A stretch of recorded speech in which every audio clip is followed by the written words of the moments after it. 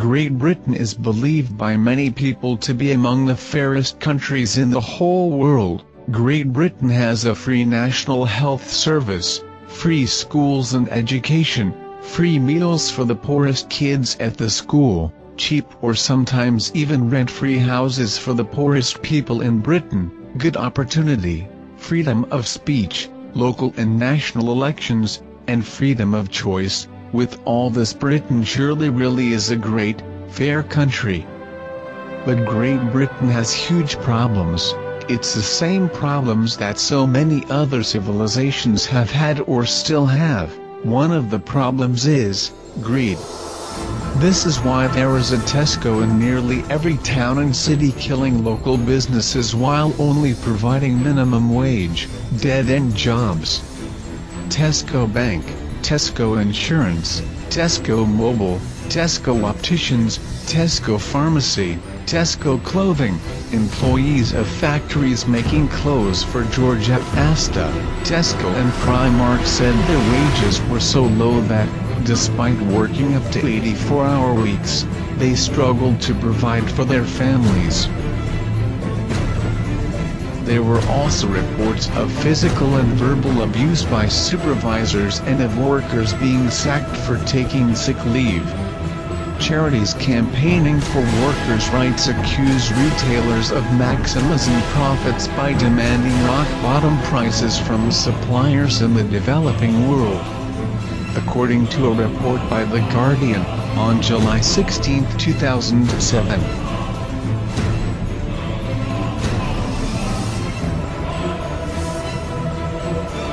A damaging BBC Panorama investigation alleges that Britain's biggest retailer, which made £2.8 billion profit last year, is being supplied by an Indian factory where textile workers earn, on average, £8.75 for a 54-hour, 6-day week.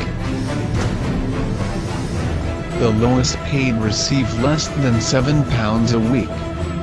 The investigation revealed that children as young as 11 were working in squalid conditions, sewing tiny beads and sequins onto cheap t-shirts by candlelight, for as little as 16 pence an hour. Tesco owns enough land to build at least another 175 more superstores, and there are already a total of 2,184 Tesco stores in the UK. They make billions of pounds every year and bankrupt local businesses. Despite these ridiculous profits, the unemployed in Great Britain are sent working for Tesco and McDonald's for free, all paid for by the taxpayer. David Cameron keeps talking about Britain's deficit. We are all in this together.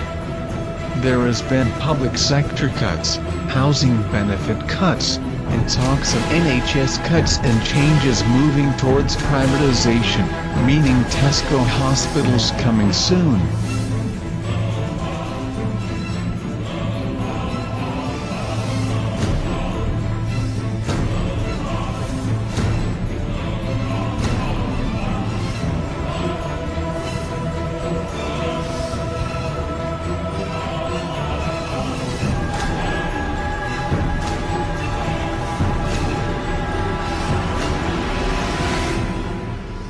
It is Britain's largest private employer, but today Tesco buckled under pressure over its use of unpaid work experience staff and announced that they will now be paid.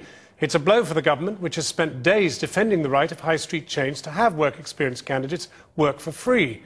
A host of other major names are also distancing themselves from the programme, including Pizza Hut, Superdrug, and in the last hour, Arcadia, the clothing giant which owns BHS. Our social affairs editor Jackie Long has this report.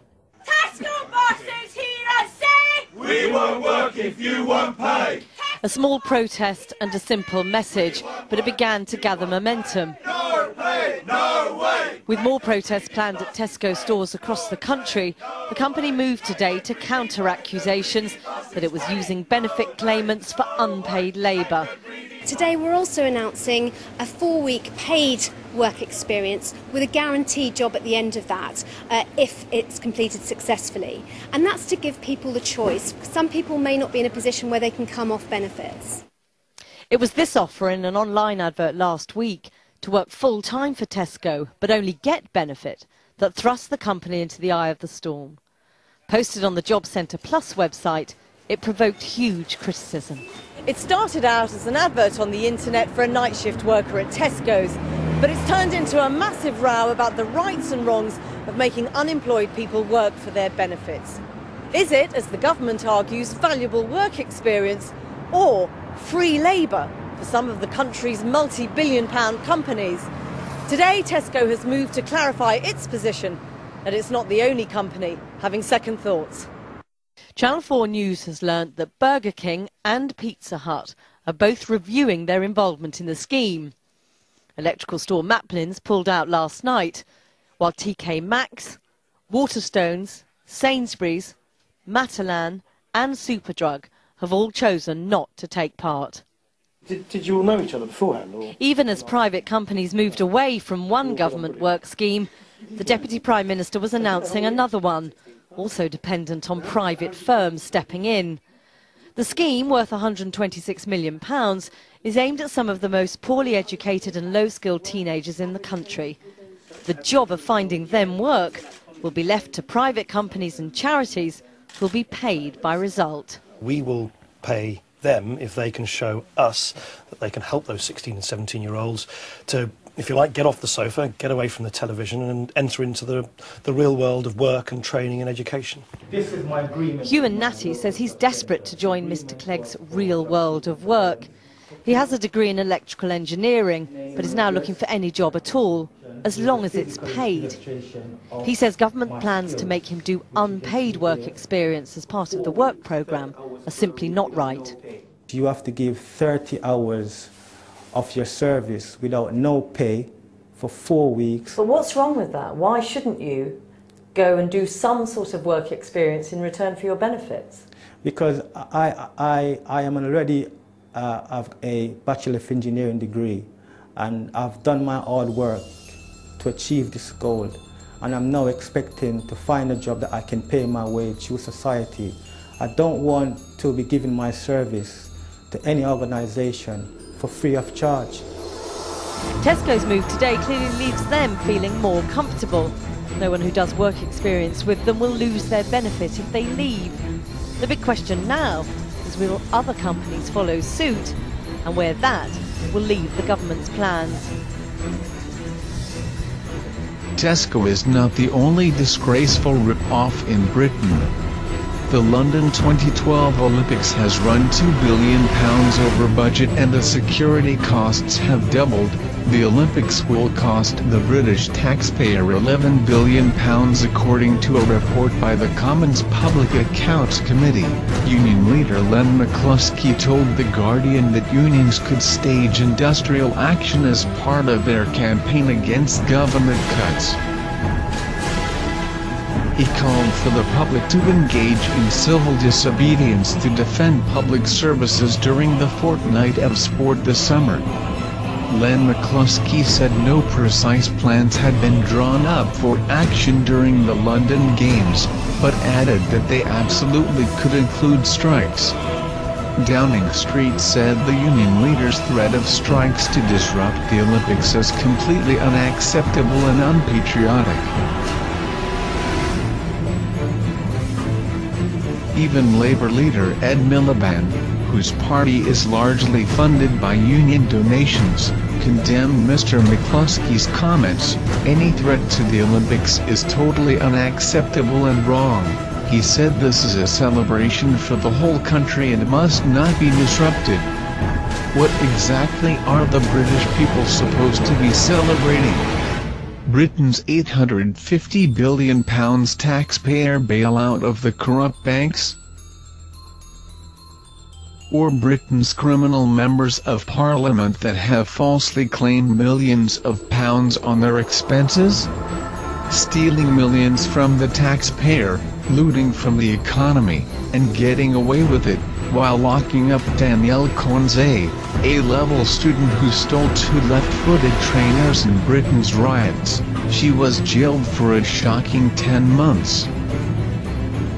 Thank you very much indeed. Thank you for welcoming me here on this great day when you're announcing the creation of an extra 20,000 jobs over the next 2 years.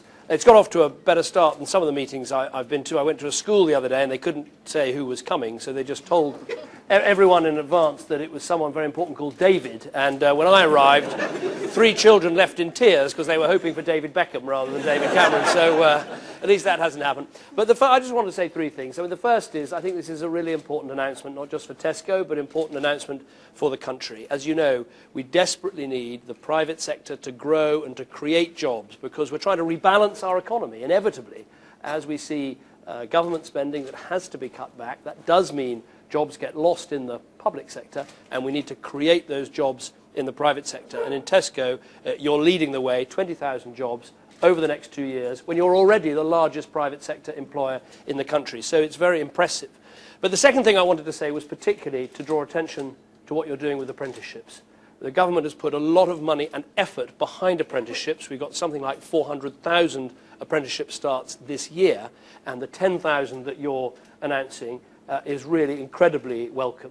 Third and final thing I wanted to say was just to thank you for taking part in the work experience scheme. I think this is really important. If we're going to try and give young people a chance in what is a tough and difficult job market, it's really important there are work experience schemes so that young people, many of whom haven't had a job at all, haven't had experience in the workplace at all, get that chance by going to work for a great established business like Tesco. And all the evidence from the work experience scheme so far is around 30,000 people have done it. What we're seeing is around half of those are getting offered chances to work and chances to work full-time or part-time. So it's a successful scheme, and to those people who want to attack it, who claim that somehow they're standing up for the right to work, we should have no truck with that and say, actually, work experience is a good thing, it's good for young people, it's right that businesses are taking part, and it gives young people a start. Every little helps, as they say, so many congratulations, well done today, and thank you for letting me come along and enjoy the announcement that you've been making. Thank you very much indeed. Maybe Ed Miliband thinks Britain should celebrate the failing education system. The quality of a child's education in Britain depends on where you're born and how much money your family has. The education system in Great Britain undeniably and massively favors the upper classes.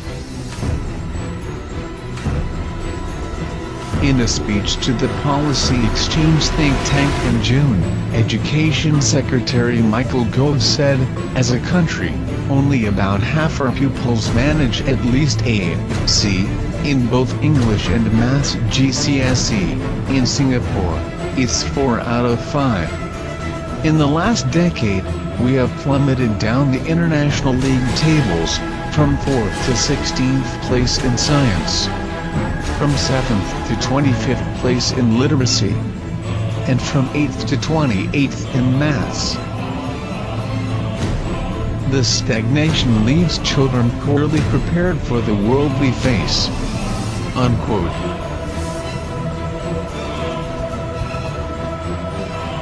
An educated, healthy and confident nation is harder to govern. And I think there's an element in the thinking of some people. We don't want people to be educated, healthy and confident because they would get out of control. The top 1% of the world's population own 80% of the world's wealth. It's incredible that people put up with it, but they're poor, they're demoralized, they're frightened. What is Great Britain's Education Secretary Michael Gove going to do about Britain's failing educational system in poor areas? Where will he spend the taxpayers' hard-earned money? The Education Secretary writes, in spite, and perhaps because of the austere times, the celebration should go beyond those of previous jubilees and mark the greater achievement that the Diamond Anniversary represents. Michael Gove writes in a letter to fellow ministers, "I feel strongly that the Diamond Jubilee gives us a tremendous opportunity to recognize in a very fitting way the Queen's highly significant contribution to the life of the nation and the Commonwealth. My suggestion would be a gift from the nation to Her Majesty. thinking about David Willetts' excellent suggestion of a royal yacht, and something tangible to commemorate this momentous occasion. He adds, the year ahead provides an enormous opportunity to showcase the very best of Britain. A royal yacht? The new vessel will cost around £80 million to build, at a time of cuts to public services and even talks of NHS cuts. Conservative donor Lord Ashcroft has even pledged a donation of £5 million to the fund to buy the royal family a new yacht to celebrate the Queen's Diamond Jubilee.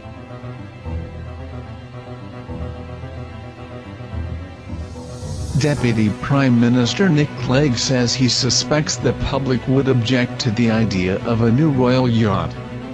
What makes him think that? It's a shame that he did not suspect that lying to students about tuition fees for years might piss them off.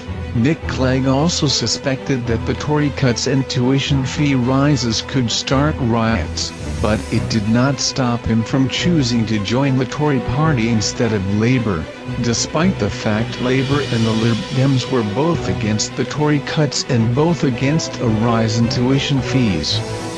Maybe Ed Miliband thinks Britain should celebrate the demise of the Labour Party, Tory Blair's oil wars, or Britain's media and the elite, controlling elections with propaganda, donations and airtime.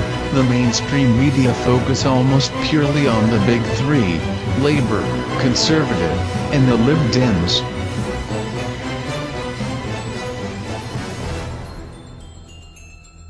All three parties want war in the Middle East. The proven liar Nick Clegg said he was against the illegal invasion of Iraq, but all three parties supported the invasion of Libya. All three parties supported the bank bailouts. All three parties are pro-European Union.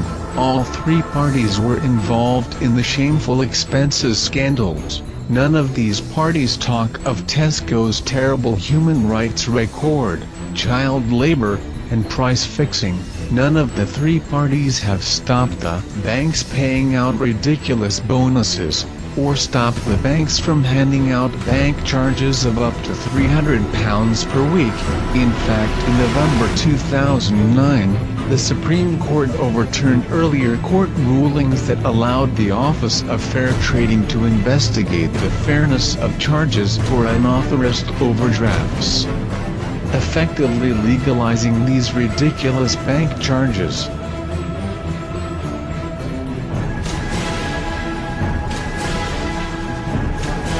These bank charges are handed out to the poorest people in Britain. Nationwide Building Society would sometimes charge £200 per week in bank charges just because people did not have the money to pay their bills on time.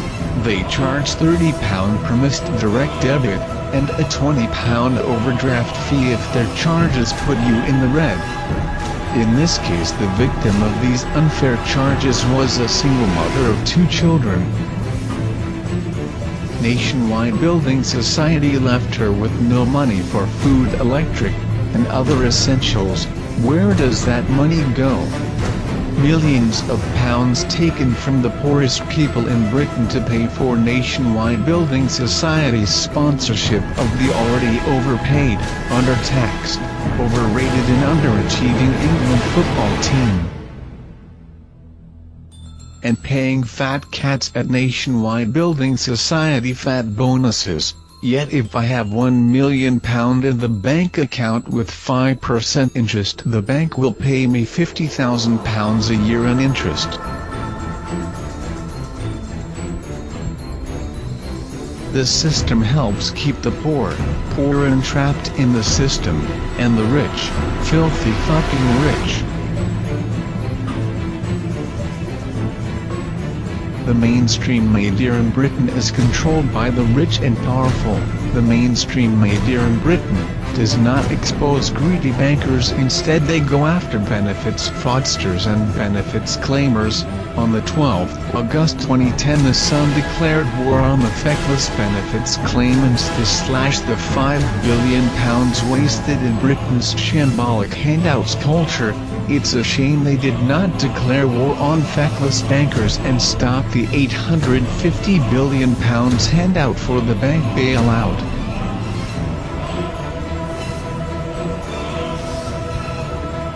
The real story, the sheer size of this bailout. He couldn't bring himself to actually give us the figure in the House of Commons.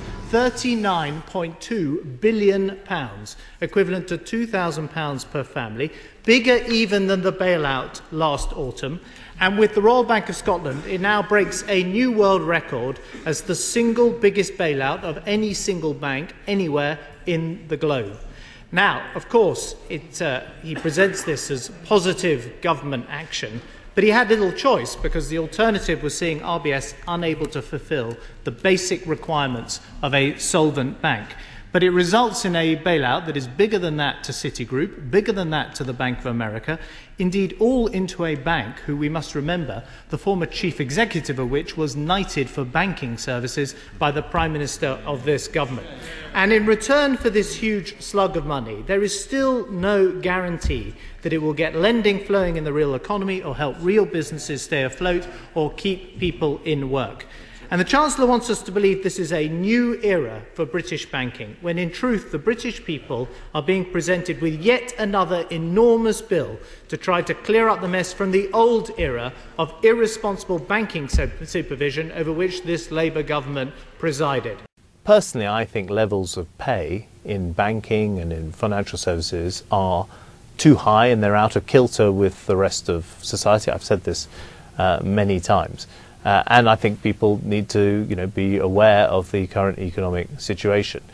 When it comes to the banks where we have a shareholding in them, like the Royal Bank of Scotland, look, we run these at arm's length. That's what the last Labour government did when they set up these arrangements and they put all that taxpayers' money in. And I think the alternatives to this bonus that Stephen Hester got would have been worse for the British taxpayer, because either the bonus would have been bigger, and actually it's half the size than it was last year, or the British government would have had to step in and run the Royal Bank of Scotland on a day-to-day basis. That would have been worse for taxpayers, worse for the British economy, worse for the employees of the Royal Bank of Scotland around the country, and also worse for those businesses that depend on the Royal Bank for their loans.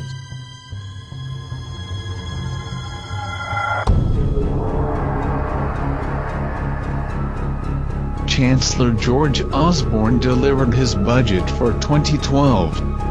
Tobacco products will rise by 5% above inflation. George Osborne explains, smoking remains the biggest cause of preventable illness and premature death in the UK. There is clear evidence that increasing the cost of tobacco encourages smokers to quit and discourages young people from taking it up. That's over £7 for 20 cigarettes. That would buy you 3 Happy Meals, or 1 Big Mac meal, 1 cheeseburger and a McFlurry. So why not tax McDonald's, or Coca-Cola? Half a pint of Coca-Cola contains 14 teaspoons of sugar. Instead they are building the world's biggest McDonald's for the Olympics. Tobacco products do not come with a toy. They are not allowed to advertise. McDonald's is just as dangerous as tobacco products, and it's aimed at children.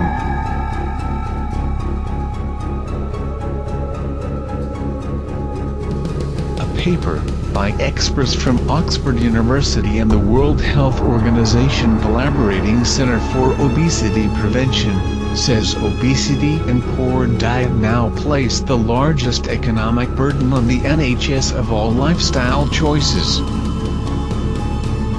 Experts said that while the individual health risks of smoking and excess drinking are high, resulting in billions spent treating liver disease and lung cancer, the far higher numbers of people eating a poor diet had as great an impact on NHS costs. Yet McDonald's, the biggest fast food company in the world, and Coca-Cola are allowed to carry on, with no health warning, bribing children with cheap toys and a stupid clown, advertising on children's TV and sponsoring the 2012 Olympics.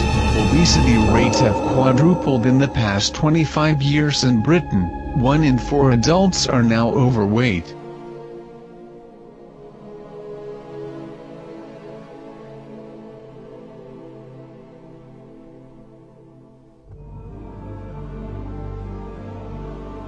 This is just another example of the hypocrisy of the British government. George Osborne's budget was also criticized for what many people call the granny tax. George Osborne said no pensioner will lose in cash terms, but HM Revenue and Customs estimates that in 2013 to 2014, 4.41 million people will be worse off in real terms, thanks to inflation, with an average loss of £83 a year. Within that total, 360,000 individuals aged 65 will lose an average of £285, while 230,000 people will be brought into income tax for the first time. The hardest hit are those turning 65 in 2013. They will lose £323 annually. At the same time, George Osborne cuts the top rate of tax in Britain from 50 to 45%. That's a tax cut for the rich and pension and NHS cuts for the poor. Maybe that's what David Cameron and the 15 donors who between them gave the Conservative Party £25 million planned at the secret dinners. Those who dine with the Prime Minister without civil servants present to take notes were some of the richest men and women in the country. At least one had openly called on ministers to scrap the 50p rate of income tax, the abolition of which was announced in last week's budget. Tax cuts for the rich, pension cuts, child benefit cuts and NHS cuts, all to fund the £850 billion bank bailout. The banks are still paying out ridiculous bonuses and handing out ridiculous bank charges to the poorest people in Britain. Oil wars in Libya have cost at least £200 million. The cost of fighting and reconstruction in Iraq and Afghanistan has passed £20 billion. Of that, £18 billion was spent on military operations, on top of the defence budget, while hundreds of millions went on aid and security for UK officials. The final cost, which does not include troop salaries or care for the wounded, is expected to be much higher. How do the government get away with wasting hundreds of billions of pounds to fund wars and bail out corrupt banks? It's easy. And today they have just announced the new judges for excellence. New judges were unveiled for the X Factor last night. Britain! It is back! Tonight, a new chapter begins with the next generation. Kelly Rowland. Show us what you got. Talisa. What is wrong with you? Louis Walsh. You own that bloody stage. And Gary Barlow. Can you just shut your mouth? All searching for the next big thing. Hello. Oh dear. Bring it on.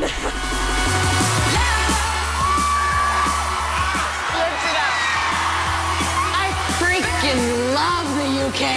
Thousands fight to win! I want it so much, you don't know how much I want it! An absolute massive no!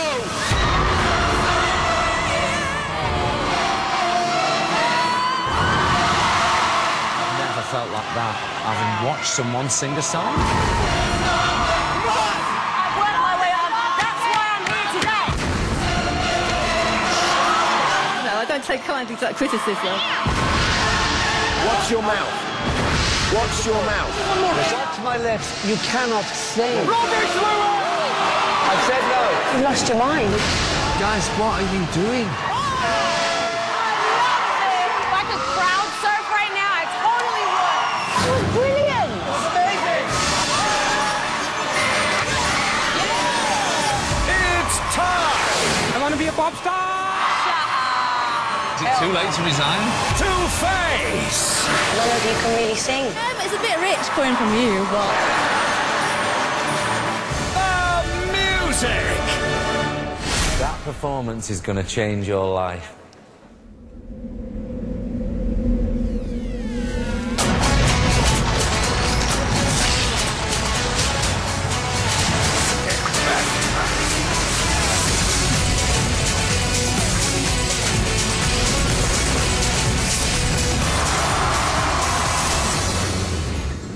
They saturate the entertainment media with corrupt brain-dead rubbish like Britain's Got Talent, X Factor, EastEnders, Coronation Street. The list is endless. They use talentless pricks like Jeremy Clarkson.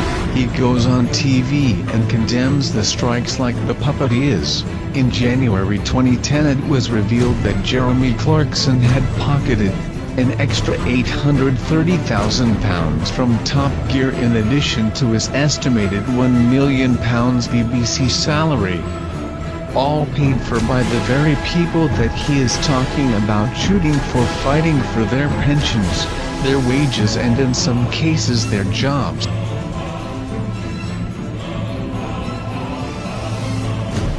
They use the mainstream media to propagate their agendas like their oil wars in the Middle East.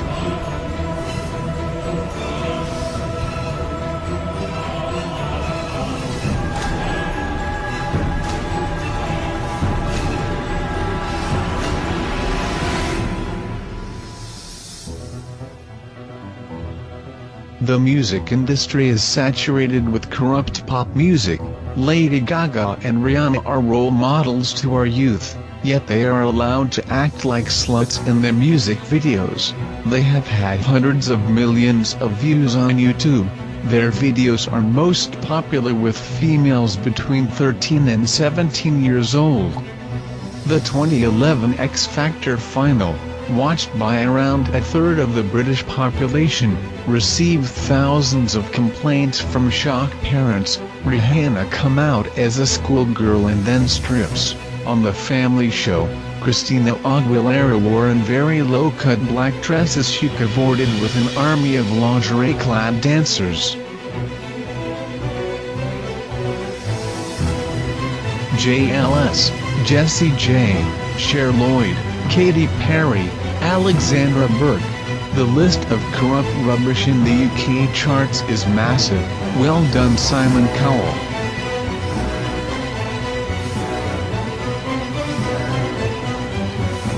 The report, commissioned by Deputy Prime Minister Nick Clegg, that identified poor parenting and a lack of values among young people as the main cause of the looting and violence that gripped English cities during the riots, should have looked at the entertainment industry. Kids today are killing prostitutes on Grand Theft Auto, or watching brain-dead TV.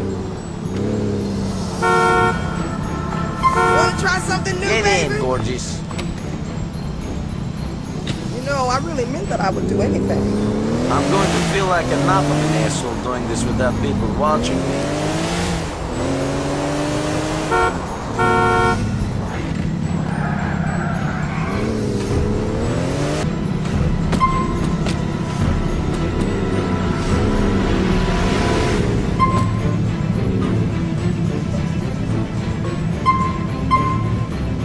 Shit, there ain't no point in buying cheap.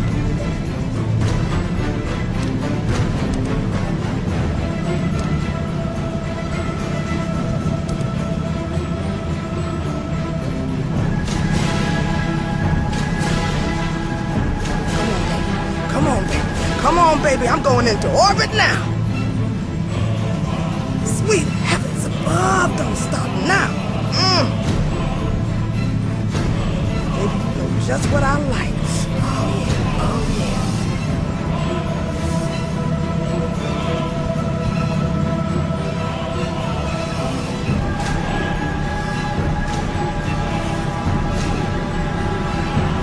Thank you.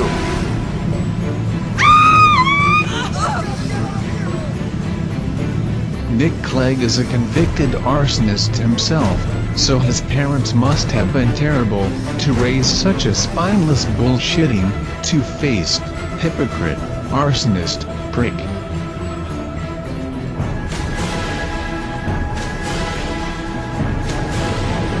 David Cameron, Boris Johnson, and George Osborne were all members of Bullingdon Club, and all blame poor parenting for Britain's riots.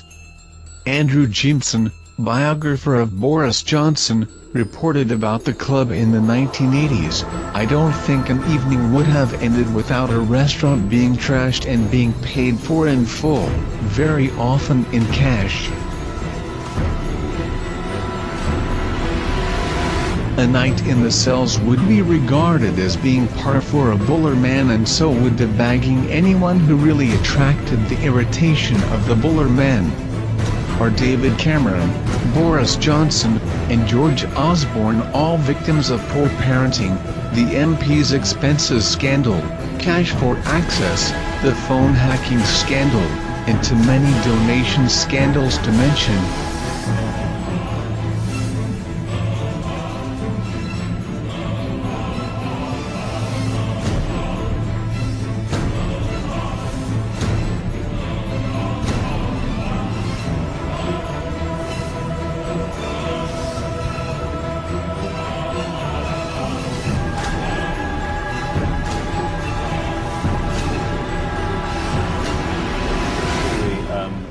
About the world we live in a different way?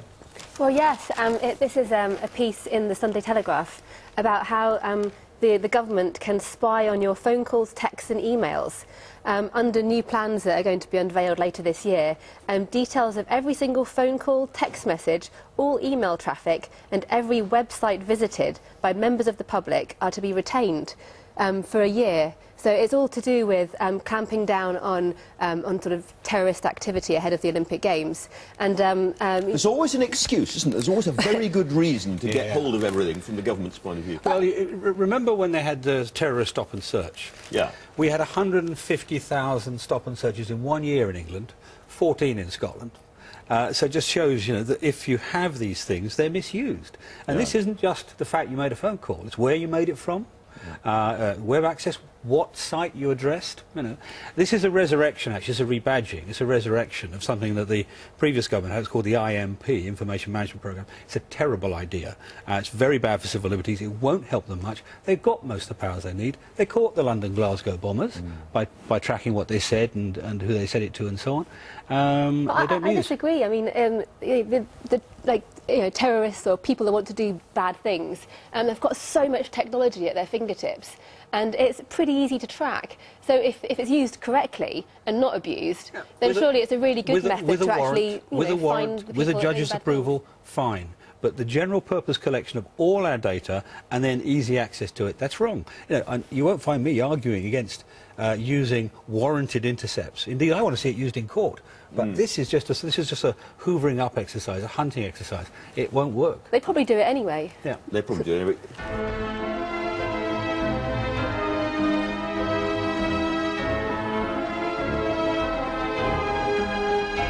Internet service providers are obliged to keep details of users' web access, email and internet phone calls for 12 months, under an EU directive from 2009. A proposed new law, which the Home Office says will be brought in as soon as parliamentary time allows, would extend those requirements to social networking sites and internet phone services such as Skype. It would also reportedly allow intelligence officers to access emails, calls and texts as they happen, without a warrant, rather than retrospectively, and would tighten up the rules around exactly what data internet service providers must keep. Ministers say change is needed to help fight crime and terrorism.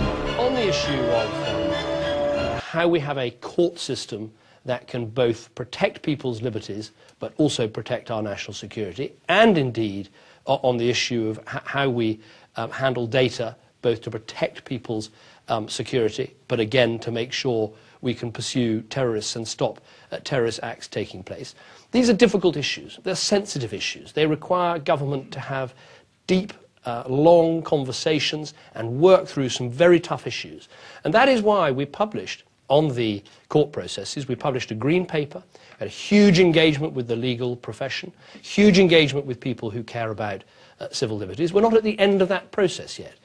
There will be a Queen's speech later on this year. It's not a secret. In that Queen's speech, I can't reveal the contents, but these are issues that we need to deal with. But there's still time to deal with everybody's concerns. But we need to stand back and look at the big picture. And the big picture is this. Government, Prime Ministers have a responsibility for national security. We should take every step that is necessary to keep the country safe. We shouldn't put our civil liberties at risk by doing so. But where there are gaps that need to be plugged, we need to plug those gaps. We should do that with consultation, with understanding, with respect to our long traditions for liberty in this country. But nevertheless, those gaps have to be dealt with. That's my responsibility. That's one that I intend to fulfill. David Cameron said gaps in national security must be plugged as he defended plans for more secret court hearings and more internet monitoring. The proposed expansion of the use of secret hearings to civil courts and inquests is intended to ensure the government can contest such cases in the future, rather than settling them to avoid sensitive information being revealed in open court. Sharmi Chakrabarti, director of human rights campaign group Liberty, told the BBC that it would change procedures for people bringing a civil claim against public bodies. It's not just the public and the press that would be cleared out of the courtroom, the claimant and their lawyers will be shut out as well. It would allow the authorities, whether it's the security agencies or the police or whoever, to have a private chat with the judge. That's not justice at all. David Cameron does not care about justice. In fact, if there was any justice in Great Britain, David Cameron would have already been in court defending himself and explaining his role in the phone hacking scandal, the cash for access scandal, the expenses scandal. His expenses were high, but he was allowed to pay it back, unlike the rioters who were hit with the full force of the law. Yes, I was claiming a large amount. Now David Cameron wants the right to spy on our emails, our phone calls, and secretly take people to court and even secretly lock people up. Who does he think he is? What is he going to do next? Invade Poland? Of course not. It's much more likely to be an oil-rich country in the Middle East like Iran or Syria, according to David Cameron. The Assad regime is butchering its own people. The history of Homs is being written in the blood of its citizens. It's funny how all these oil-rich countries have evil dictators. It's also ironic that David Cameron insists on fighting wars to protect these people's human rights when at the same time taking human rights from people in Great Britain. The media in Britain ridicule conspiracy theorists. They call them names like crackpots, lunatics. They claim conspiracy theorists are a threat to our nation. Ex-policeman Tony Farrell was sacked over a dossier accusing the government of being behind the 7/7 London bombings. He also claimed the risk from Islamic extremists was zero. Mr. Farrell, a civilian worker for South Yorkshire Police, was sacked after he refused to get his mental state checked by a doctor. Boris Johnson once said the phone hacking scandal was a load of consulap and that it was a conspiracy theory dreamt up by the Labour Party. It of course turned out to be true. he is very powerful, and I think it will attract a lot of attention, a lot of interest. And the key thing for me is 10 years on from 9/11, people still believe a load of tripe about this thing. There's lots of stuff on the internet, lots of weird conspiracy theories that people believe. We've got to have a controlled demolition, if you like, of those misconceptions, remind people of the tragedy of what really happened, make sure nothing like that ever happens again. I think if you look at New York and London, they're in many ways very similar. Great metropolises, cosmopolitan, liberal democracies that welcome people, that are full of energy and life and dynamism. And never forget that on 9/11, more Britons died in that attack than in any other attack, any other terrorist attack in this country. And so it was very much an attack on this country as well as on America. I hope people will come and look and be reminded of the pathos and the tragedy of what happened on 9/11. And yes, of course, there's going to be plans to look at a permanent place for this sculpture, and lots of discussions are going on.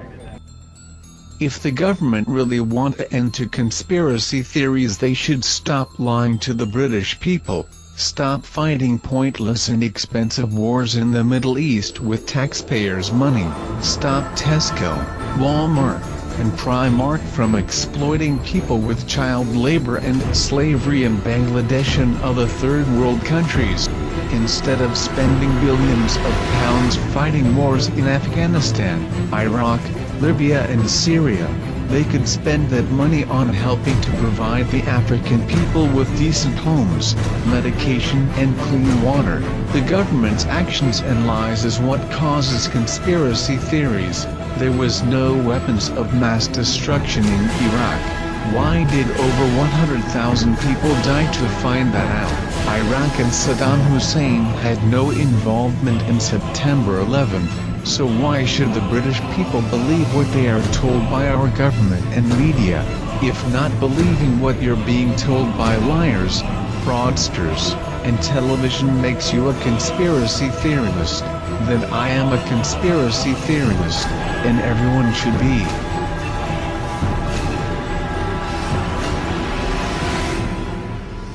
Al-Fayed has had his long-awaited day in the witness box. His chance to voice in a court of law his allegations against the royal family and the security services. Even as he left, there were more accusations to be levelled, this time to the waiting press pack. I am not lying, I'm always talking the truth. They are pretending because they try to portray me like that, but I give them hell. But the evidence doesn't back you up, does it, Mr. Al? The evidence? What evidence? The evidence is that she was not pregnant. I'm not talking to you because you are bloody idiot, you're part of the establishment, and you're a journalist belong. You work for MI6, you idiot. From the moment he stepped into the witness box, it was an extraordinary spectacle, as he outlined his beliefs that Diana and Dodi were murdered by MI6 on the orders of Prince Philip. But not just Prince Philip. What about Prince Charles, he was asked. He participated in it, Mr. Al-Fayed said, and I am sure he knows what is going to happen, because he would like to get on and marry his Camilla. And this is what happened. They cleared the decks, they finished her, they murder her, and now he is happy. He married his crocodile wife. His language throughout was colourful and at times offensive. He said Diana and Dodi had been slaughtered by terrorists and gangsters. Dodi's ex-girlfriend, Kelly Fisher, was, in Mr. Al-Fayed's words, a hooker and a gold digger. The royals he described as a Dracula family, and Prince Philip, the recipient of most of his vitriol, a racist and a Nazi. As the day went on, the list of those Mr. Al-Fayed claims were involved in the murder or a subsequent cover-up grew and grew. From the Duke of Edinburgh to Diana's sister, Lady Sarah McCorquodale, and her former butler, Paul Burrell, to the emergency services in Paris, and even the former Prime Minister, Tony Blair. It was put to Mr. Al-Fayed that anyone who disagreed with him was, in his mind, dishonest and a conspirator. But Mr. Al-Fayed said the security services had put up a steel wall to deny him proof. And he told the court he would not rest until he had exposed those responsible for the crime of the century. Sarah Hughes, Sky News, at the Royal Courts of Justice.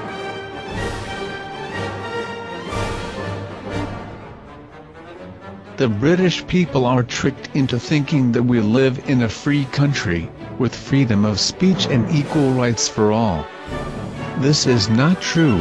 A 2011 documentary directed by Keith Allen, and funded for by Mohammed Al-Fayed, called Unlawful Killing, a documentary on the allegedly conspiratorial killing of Lady Diana and Dodi Fayed, was banned from Britain.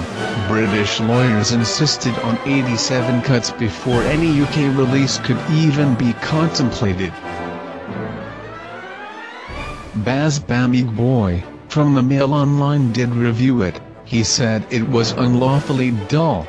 He goes on to say, the minute Keith Allen's documentary Unlawful Killing, which purports to be an inquest into the inquest of Princess Diana, was over, a friend turned to me and described the picture as monumental malicious bollocks. I thought she was being polite. Unlawful Killing goes into often tiresome detail on every conspiracy nut's assertion that Princess Diana was murdered by all manner of folk, including the British Secret Services and Prince Philip. Ironically, during this biased, dull, monumental malicious bollocks article, from a biased, dull, monumental malicious bollocks newspaper, Baz Bamig Boy from the Mail Online accuses Keith Allen's documentary of being biased, dull, monumental malicious bollocks. When you talk of biased, dull, monumental malicious bollocks, there are few that beat the BBC.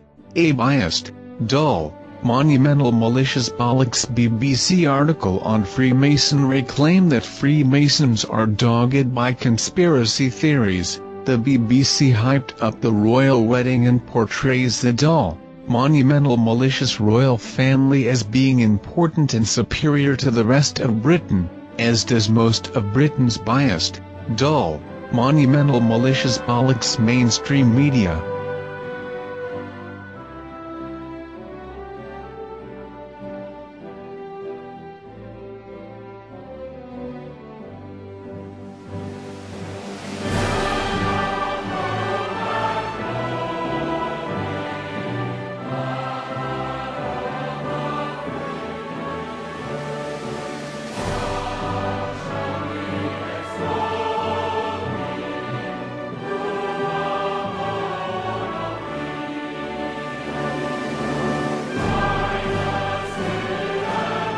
Press TV, the Iranian state broadcaster's English-language outlet, has been forced off the air in the UK after Ofcom revoked its license for breaching the broadcasting code.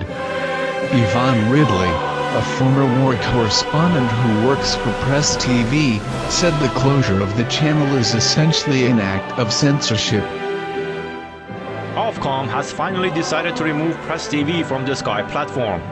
Ofcom has cited what it calls administrative problems in Press TV's application for a license back in 2007 as the reason for the ban. But media observers say the cited administrative problems are just a pretext to take the satellite channel off air. They say the channel is being removed over its coverage of recent developments in Britain. Press TV gave full coverage of protest against policies of the government of Prime Minister David Cameron. The protesters faced a harsh crackdown. The channel also covered the recent unrest in the country and the heavy-handed security response following the police killing of a young man in London. Press TV questioned the police use of taser guns to kill people and aired interviews shedding light on the torture-to-kill practice. It also analyzed the UK's latest royal wedding from a different perspective. Some analysts featured on the channel's programs criticized the wedding as widely excessive during the current tough economic times when average Britons can hardly make ends meet. Press TV has also criticized Britain's hereditary monarchy and its electoral system as undemocratic. The channel has aired critical views of British people and experts on the country's engagement in the US-led war in Afghanistan. Press TV also interviewed numerous people and analysts questioning the UK's decision to go to the war in Iraq. British media have accused Press TV of airing anti-government and anti-royalty opinions, encouraging Ofcom to ban Press TV. Many viewers have called this an attempt to extinguish the light of truth. Whistleblower website WikiLeaks had also reported earlier that Britain's Foreign Office and the US Embassy in London were mulling ways to limit Press TV's activities. This shows even the United States is concerned about the impact the alternative voice has had on a wide spectrum of people who formerly watched its so-called mainstream media. Now, many observers accuse Ofcom of caving in to the pressure. The media monitoring body never found any concrete evidence to ban Press TV, and instead carried out its mission by using what many call the lamest of excuses to silence the alternative voice. And this occurs in a country which claims to be a major advocate of free speech.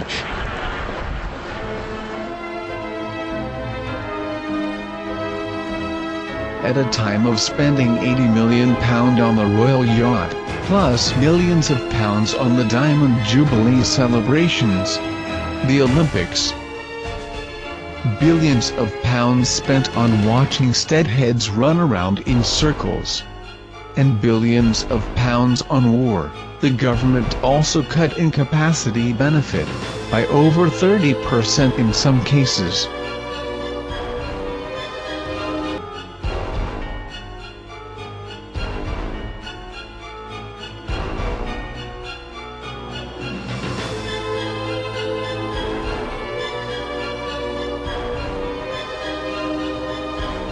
Britain's return to recession is very disappointing, said the Prime Minister, but he insisted the government will stick to its program of austerity and deficit reduction. The Office for National Statistics announced the 0.2% decline in gross domestic product (GDP) in the first quarter of the year, which, after a fall of 0.3% the previous quarter, has triggered the UK's first double-dip recession since the 1970s.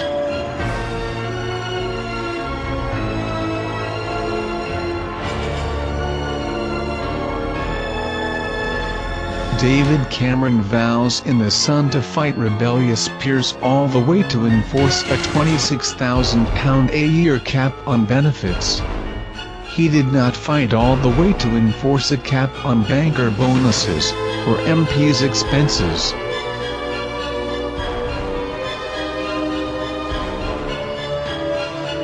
The thing that people are asking really is, was there some big deal, some big agreement between me and Rupert Murdoch or James Murdoch that in return for the support for the Conservative Party, I would somehow help their business interests or allow this merger to go through? I mean, that is not true. Rupert Murdoch said it under oath at the Leveson inquiry. James Murdoch said it under oath. I will say it under oath. Look, I did want, and let me be clear, I wanted the support of as many newspapers and as many television commentators for the Conservative Party, because I wanted to take the country in a different direction. That was, and also, when it comes to the Murdoch newspapers, I was trying to convince a set of newspapers who largely had centre-right Conservative views anyway, that they would be better off with a Conservative Party running the country in the way that we would. So, you know, there's no great mystery here. That's what I was trying to do.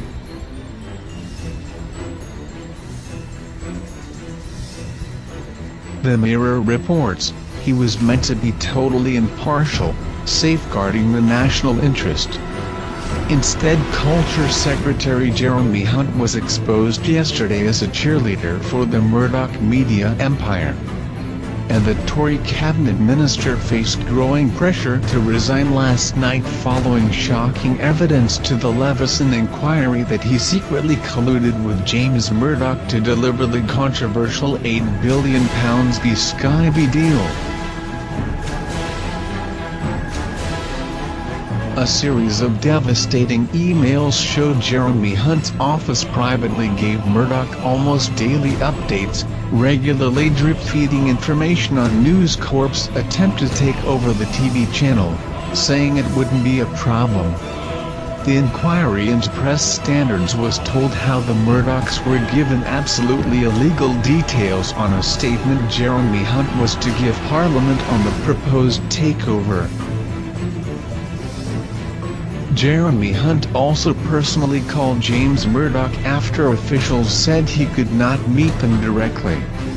At the time he told MPs his main concern was to reach a decision in a fair and even-handed way. David Cameron's role also came under intense scrutiny after Mr. Murdoch told the Inquiry he had briefly talked about the Skype bid at a private dinner party with the PM. Downing Street had previously denied the two men had discussed the issue. His texts are signed off. Can you help? In the main. Well, you probably don't actually, but if I don't ask, people will inquire why the question wasn't asked. But I'm happy to be overruled, frankly. What was the decision? Answer the question. Oh, right, sorry, sir. He would sign them off DC in the main. Anything else? Occasionally he would sign them off LOL, lots of love. Actually, until I told him it meant laugh out loud, and then he didn't sign them like that anymore. But in fact, some of our bigger donors have been for dinner in number 10 Downing Street, in the Prime Minister's private apartment with Samantha. Things will open up for you. It'll be awesome for your business. Yeah. You'll be well pleased because your guests will get photographed with David Cameron. Yeah. We do that, you know. Within hours of that being made public, Peter Cruddas had resigned. He said he deeply regretted what he described as his bluster during the conversation, adding, clearly there is no question of donors being able to influence policy or gain undue access to politicians. I think tuition fees are wrong. I think it is wrong to saddle young people with 25,000 quid of debt before they've even taken a first step in adult life. I think it's, our economy has got into trouble because of too much debt from all these wretched bankers in the first place. I believe the public is right behind the approach that we are taking. George Osborne insists that Britain is heading in the right direction, and he's confident that 2011 won't see the UK consumed by protest. Good evening. Fires are burning across large parts of London tonight as more serious violence breaks out on the streets of the capital for the third night in a row. Just briefly, a couple of points here. You've got a bit of a record of this sort of thing, haven't you? When you were 16, you were convicted of arson. You set fire to 2 greenhouses. The idea that has any relationship with what has been going on in Nottingham or in other cities. I'm just thinking you might have an empathy with a 16-year-old mind that has a desire to burn things. Of course I don't have empathy with people who break the law. Of course I don't have empathy with people you did it. Who destroy their own communities. I didn't do anything like... You were convicted of arson and given a community sentence. I was not convicted, and for heaven's sake, to try and make a link between a totally unrelated event, which is nothing like the level of public disorder. I was only trying to see if you had empathy with the people who are doing this. I do not. Do you? Well, I think it would be a more valid and constructive way forward to try and understand what's going on, rather than just threatening people with water cannons and rubber bullets. I don't think this is time for empathy for people who are breaking the law and trashing their own neighbourhoods. And I think Colonel Gaddafi should, just like all other rulers in the region, start listening to their own people. So I want to make something very clear today. Will I ever join a Conservative government? No. But rioting in the streets, it's a bit much.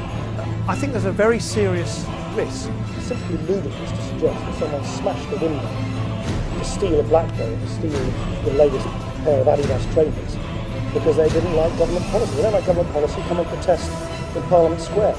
As it happens, what I was warning about last year was about government protests against government. This wasn't protests against government, it was just a realistic outburst of acquisitive crime.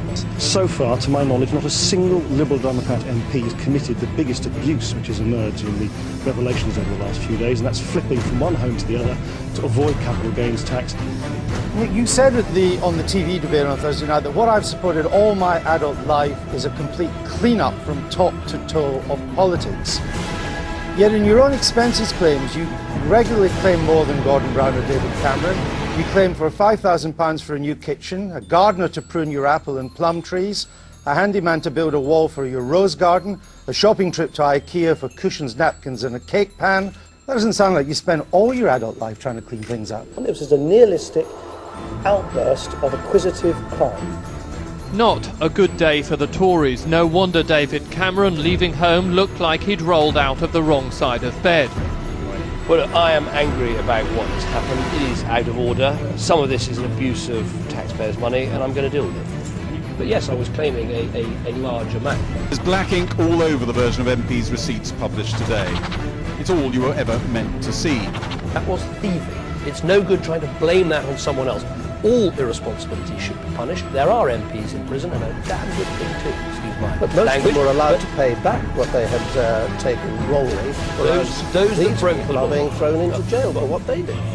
And explained that there's one particular bill I've paid back money for. There's no new information in what's come out today. I've always been very clear about what I've claimed for and when I claimed for it and all the rest of it. It was essential maintenance on my house. Water was coming through my loft and down the wall of my sitting room. I have to have two homes. Consequently, the cleaning and the maintenance and the overkeep and the looking after has to be done by somebody. But yes, I was claiming a large amount. What a lot of self-serving double standards. But yes, I was claiming a large amount. It's the next big scandal waiting to happen. It's an issue that, frankly, crosses party lines and has tainted our politics for too long. It's an issue that exposes the far too cosy relationship between politics, government, business and money. I'm talking about lobbying, and we all know how it works. The lunches, the hospitality, the quiet word in the ear, the ex-ministers and ex-advisors for hire, helping big businesses find the right way to get its way.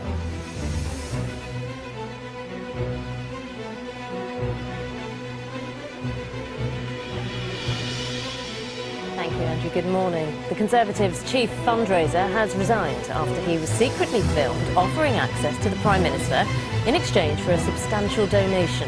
The party's co-treasurer, Peter Cruddas, made the remarks to undercover reporters from the Sunday Times.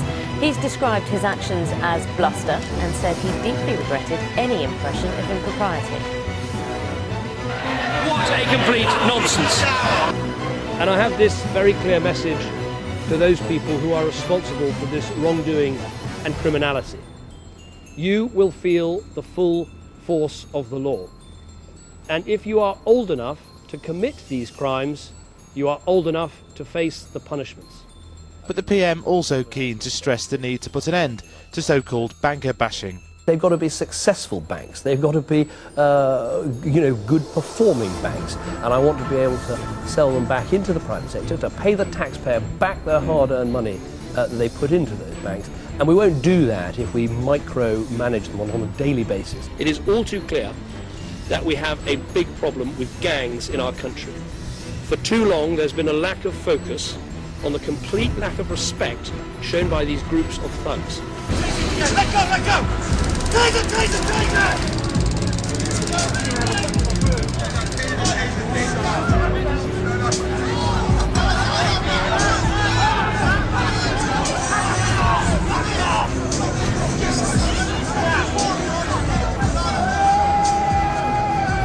Nice!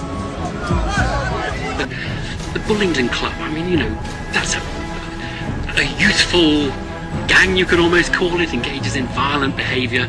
We all do stupid things when we're young, we should learn the lesson. Did you witness stuff as a member of that club that was in it? Did you witness people throwing things through windows, smashing up restaurants? No, I didn't. And as I said, you didn't. We all do stupid things when we're young, and I think that's clear. Lack of proper parenting, a lack of proper upbringing, a lack of proper ethics, a lack of proper morals.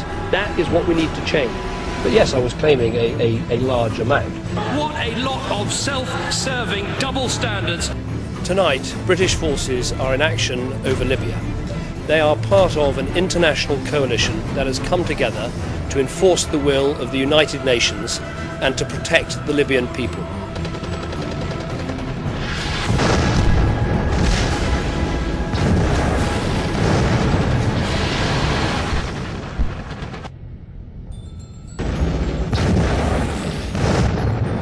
Mr. Speaker, it is clear this is an illegitimate regime that has lost the consent of its people. The Leveson inquiry has exposed the manipulative behavior of British newspapers, and the government. David Cameron still insists there was no deal between himself and News Corporation. The newspaper headlines at the time tell a different story.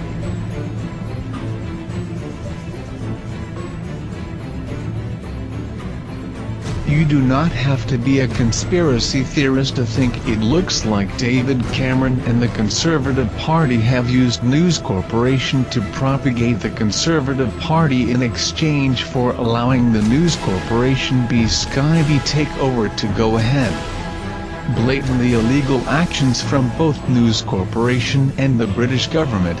What's the point in having the right to vote when the media are working for the government, being used as a propaganda tool instead of doing its job of keeping people informed on policies and current affairs, and the truth about the people and policies they are voting for, allowing people to make their minds up based on policies and not based on propaganda and lies.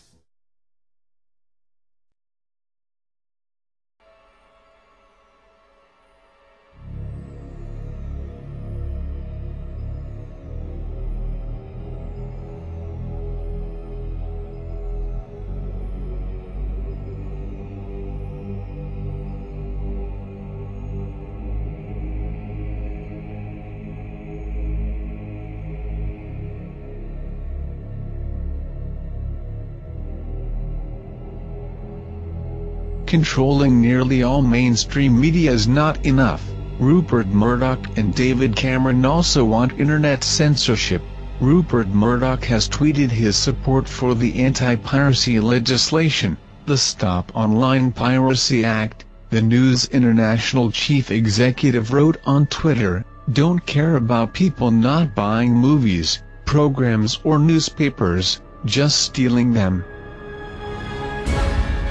Murdoch tweeted, "So Obama has thrown in his lot with Silicon Valley paymasters who threaten all software creators with piracy, plain thievery." He also tweeted, "The piracy leader is Google, who streams movies free, sells adverts around them. No wonder pouring millions into lobbying." Murdoch, who himself sells government propaganda with adverts around it, and the government want full internet censorship so they can make even more money, and manipulate the internet like they do the mainstream media.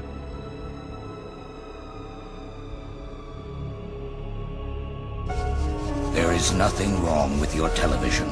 Do not attempt to adjust the picture. We are now controlling the transmission. We control the horizontal and the vertical. We can deluge you with 1,000 channels, or expand one single image to crystal clarity and beyond. We can shape your vision to anything our imagination can conceive. We will control all that you see and hear.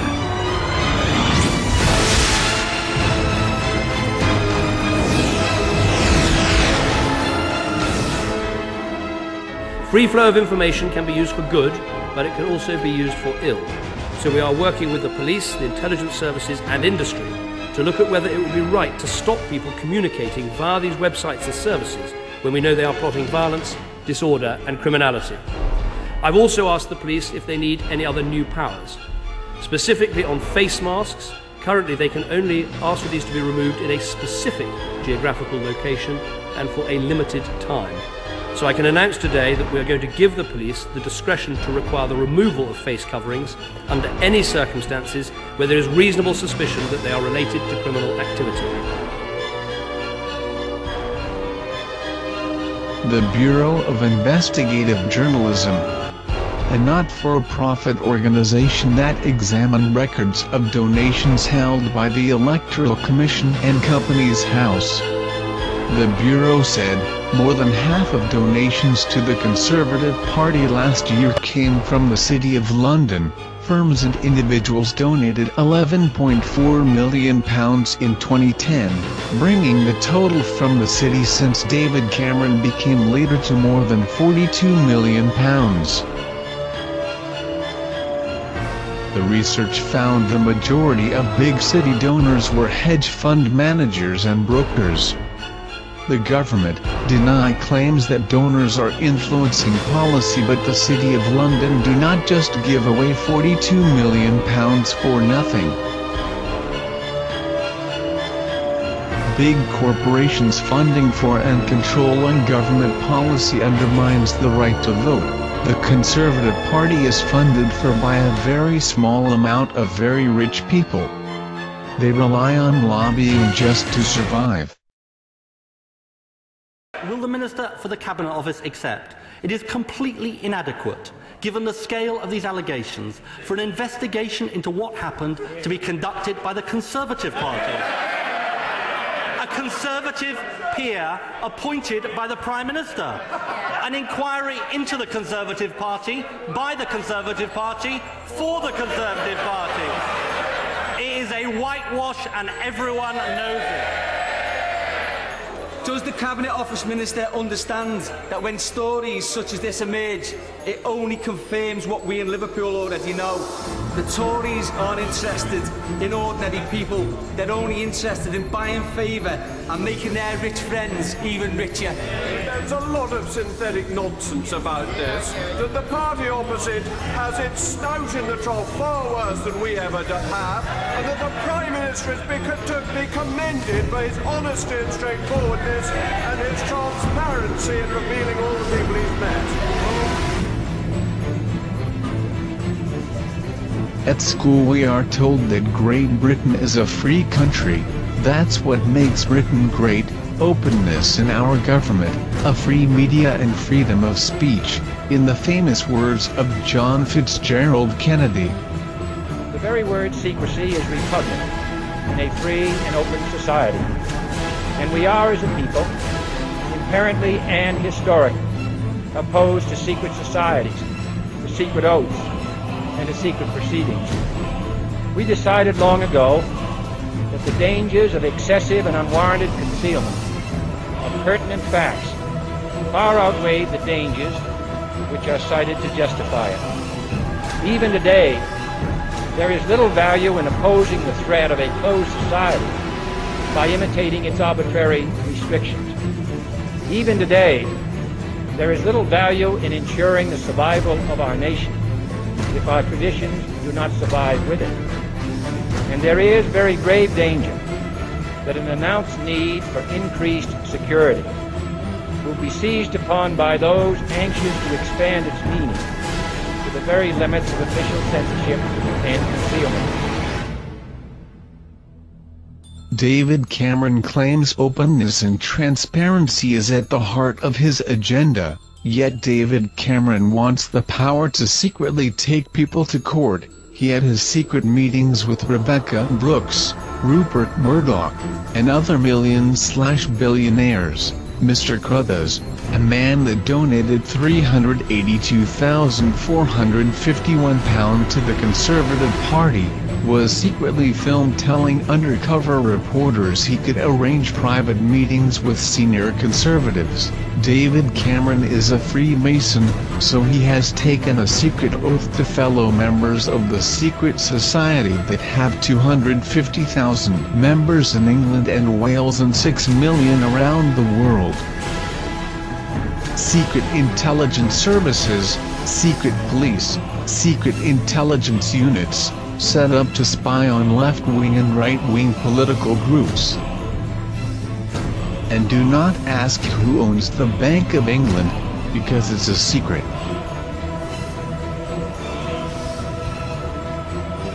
According to Wikipedia, the Bank of England was originally a private bank, which contracted to lend money to the British government in a financial crisis. It was privately owned and remained so until 1946, when the post-war Labour government nationalised it. In 1977, the bank set up a wholly owned subsidiary called Bank of England Nominees Limited, a private limited company, with 2 of its £100 shares issued. According to its memorandum and articles of association, its objectives are to act as nominee or agent or attorney either solely or jointly with others, for any person or persons, partnership, company, corporation, government, state, organization, sovereign, province, authority, or public body, or any group or association of them. It goes on to say, Bank of England Nominees Limited was granted an exemption by Edmund Dell, Secretary of State for Trade, from the disclosure requirements under Section 27 of the Companies Act 1976, because it was considered undesirable that the disclosure requirements should apply to certain categories of shareholders. The Bank of England is also protected by its Royal Charter status, and the Official Secrets Act.